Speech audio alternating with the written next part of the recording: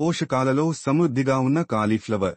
ఇది విటమిన్లు C, K మరియు బి6, అలాగే ఫోలేట్, పొటాషియం మరియు ఫైబర్తో నిండి ఉంటుంది. యాంటీ ఆక్సిడెంట్లు అధికంగా ఉంటాయి.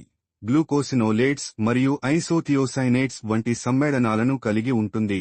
ఇవి మంటను తగ్గించడంలో మరియు దీర్ఘకాలిక వ్యాధుల నుండి రక్షించడంలో సహాయపడతాయి.